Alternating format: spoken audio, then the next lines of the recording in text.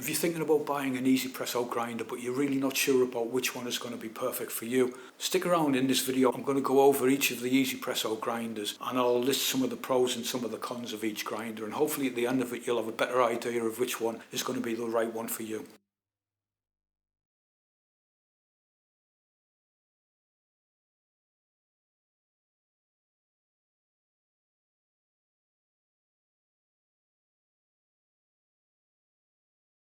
First thing to ask yourself is, what do you actually want to use the grinder for? If you simply want the grinder for pour over, then even the most basic 1Zpresso grinder will work very well for pour over. But maybe if you want an all-round grinder, something that grinds very well for pour over, all of the other brew types, but also for serious espresso, then you're going to want to consider that also. Maybe you're not into espresso at the moment, but perhaps in the future you're going to want to consider that. So again, take that into account when you're choosing your grinder.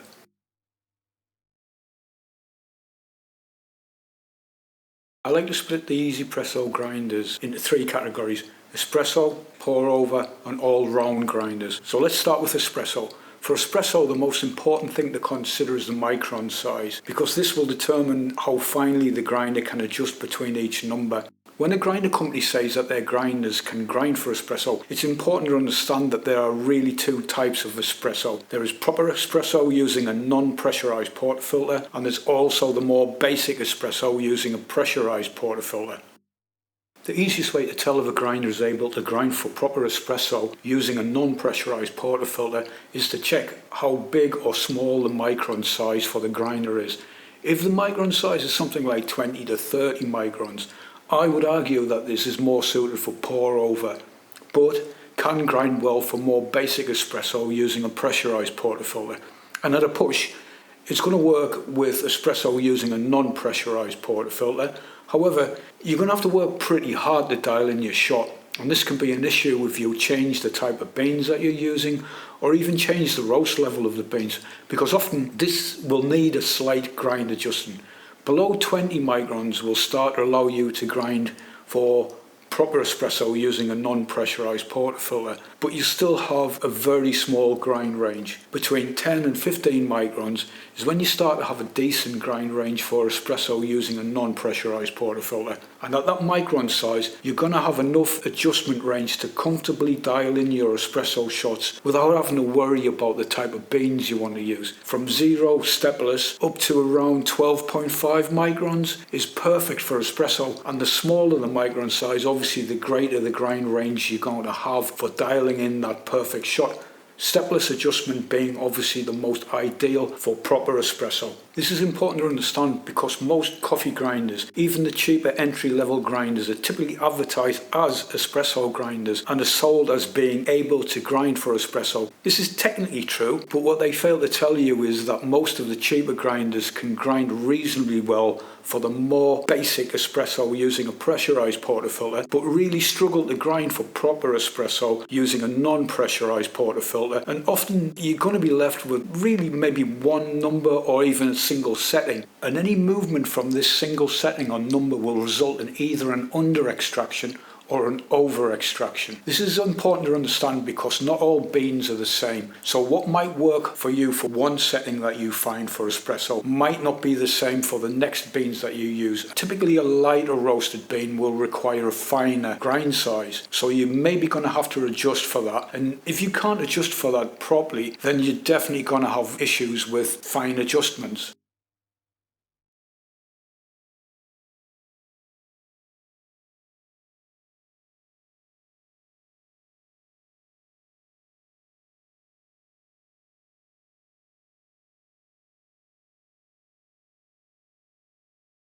Both the Q2 grinders, the pentagonal and the heptagonal, and the JX grinders have an internal adjustment dial.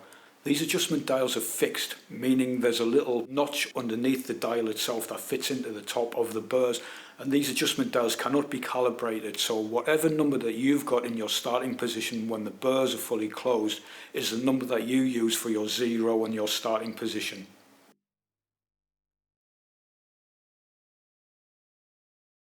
The JX Pro has a top adjustment. This adjustment dial is notorious for being a little bit confusing when it comes to calibration, but once you learn how to calibrate it, it's actually pretty easy.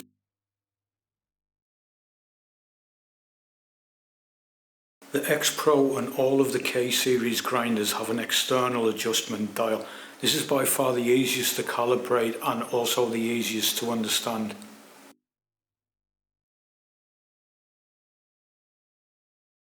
I made this 1Zpresso grindability chart to kind of give you a little bit more of a visual idea of what the capabilities are for each grinder.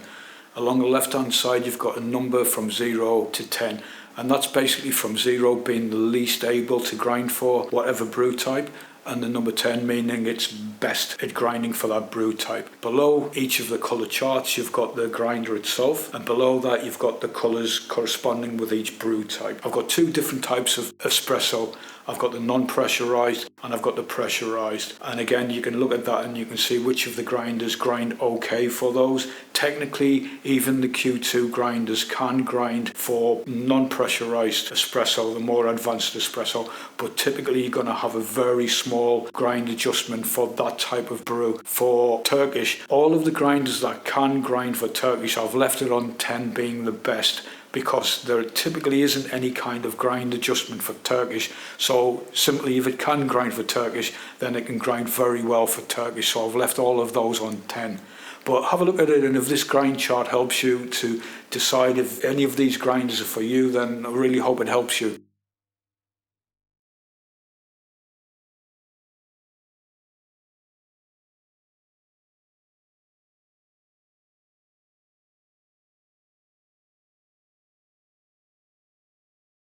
The Q2 pentagonal is a typical entry-level stainless steel burr manual grinder. It's really a step up from something like a ceramic grinder or a blade grinder, but it's a pretty decent entry-level grinder. It's got 38mm 5-core pentagonal burrs. The microns are 25 micron. It's pretty decent for everything from French press, pour over, mocha pot, aeropress, drip coffee, and also espresso using a pressurized portafilter. However, it's not really recommended for serious espresso using a non-pressurized portafilter because of the micron size. The adjustments between each number are just too big for any kind of fine adjustment. So I would recommend that you don't really buy this grinder if you're looking for a decent espresso grinder. Also, I would point out that this size 38mm burrs and this type of burrs, pentagonal, are not as aggressive as the heptagonal burrs that typically have more cutting edges or more blades. It's okay for medium roast coffee. However, if you're going to grind something like a lighter roasted bean, it can really struggle with that because the lighter roasted beans are typically harder,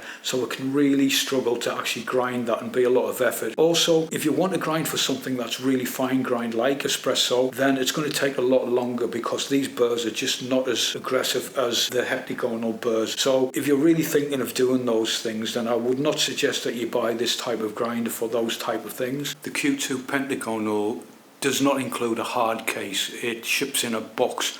However, it does fit quite nicely into the cylinder case with a little bit of extra space for spare.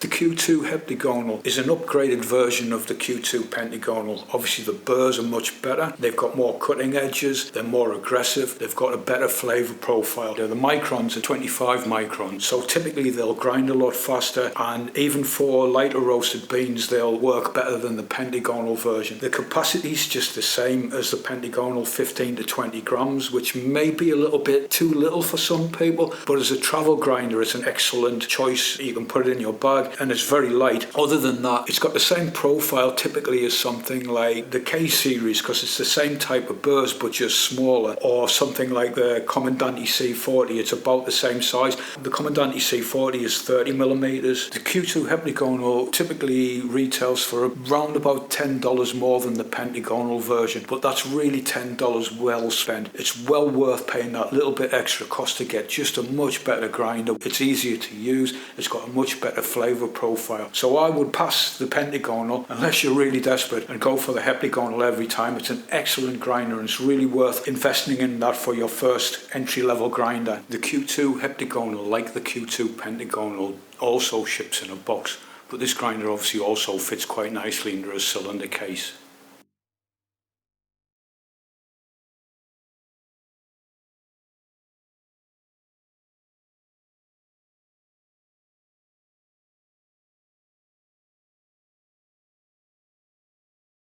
When we talked about the JX Pro, the JX Pro is really an updated version of the JX. It's got the same burrs, 6-core heptagonal burrs.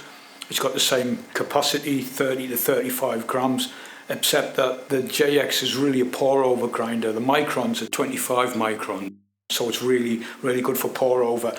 So if you want a cheaper entry-level pour-over grinder that's great for all other brew types, then the JX is a really good choice.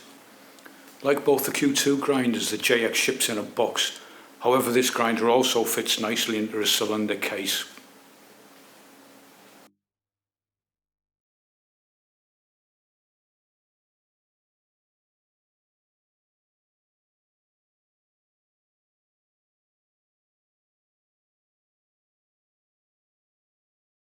The JX Pro is 1Zpresso's biggest selling grinder. They sell a lot of this and it's a great grinder. It's got a good capacity of 30 to 35 grams, so it's really good for pretty much everything. It'll cover you for everything there. It's got 48mm 6-core heptagonal burrs, so again it's quite aggressive, it's quite fast for grinding. This grinder is really good because it's an all-round grinder, and there's not so many grinders on the market that are really good for all brew types, including serious espresso. It's got 12.5 microns, and again that's really not typical for a manual hand grinder. Even now in 2023 it's quite difficult to find a grinder with such small microns. It's great, it really is. I use my JX Pro all of the time.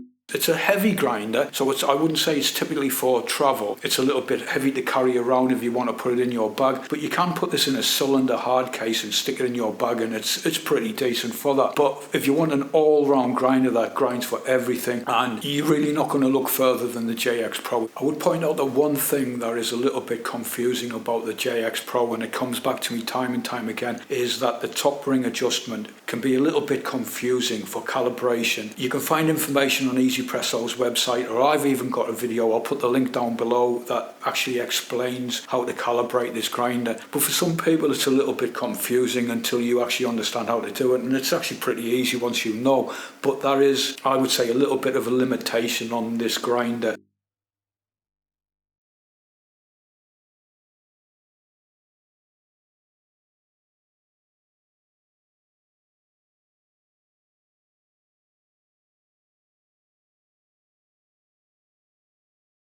The X Pro was introduced not long ago, and I think that 1Zpresso, they wanted to address the confusion or the complication over the calibration with the JX Pro. So they introduced a new quick assembly for the adjustment dial on the top of the X Pro, and basically it makes calibration, disassembly and reassembly very fast, and I really love it. It's really one of those things that I appreciate when these companies address these kind of issues and then adapt it and make it easier. So that's a great thing. It's got 40mm heptagonal 7-core burrs, so it's got a very nice flavour profile for pour over, very similar to the Comandante C40 and also the K series grinders. The capacity is a 30 to 35, so it's a little bit bigger than something like the Q2, so that's also nice. It's just a really nice little grinder. It's got 12.5 microns, so it can actually grind for serious espresso similar to the JX Pro. So if you want a very small portable grinder that can grind for everything, that's a great all-round grinder. The X Pro is an excellent choice.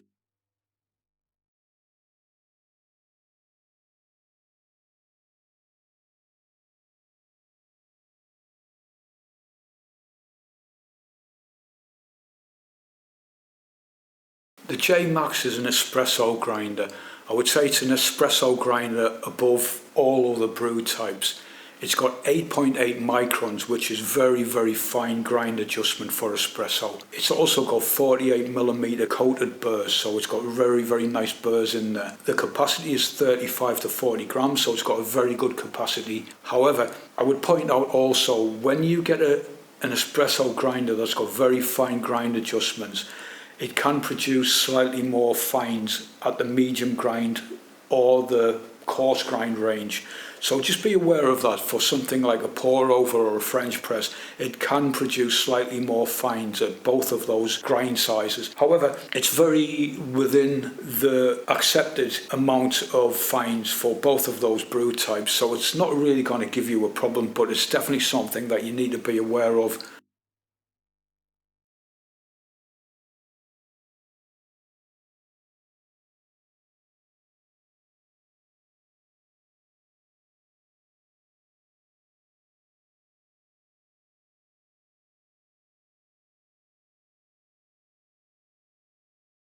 Okay, next up is the K Pro and the K Max. Both grinders are pretty similar. There's really not much in it. The grind adjustment, the numbers, the microns are both the same at 22 microns. So you're going to get the same grind adjustments for both of these grinders. They both grind very well for everything, again, apart from serious espresso. However, with 22 microns, you're going to get a better time and a slight better grind adjustment for serious espresso as opposed to something like the JX grinder or the Q2 grinder. So something like a low flow basket will work very well with this grinder. It's only when you get down to a precision basket that you really need to be aware that you're going to have quite a small grind range again. However, another thing to point out is the capacity for the K Pro is 30 to 35 and the K Max is slightly bigger at 35 to 40, so a little bit bigger for the K Max. Also, the receiver for the K Pro is a screw-on, a typical screw-on catch cup, but for the K Max it's a magnetic one. Again, some people might not want the magnetic one. They might be a little bit worried that that's going to get knocked off or it'll fall off. They're very secure. They've got quite a few magnets in there, so they are pretty secure when they're on there. Obviously, if you bump into something or you're a little bit clumsy like me, then they can fall off, so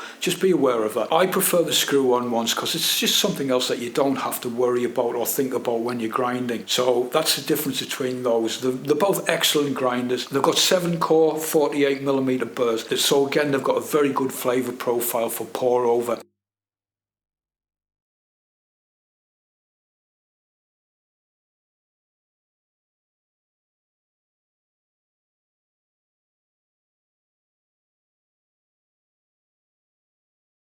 So now on to the new grinder, the K Ultra. The K Ultra got released just recently and it's the first 1Zpresso grinder that introduced the new S series foldable handle.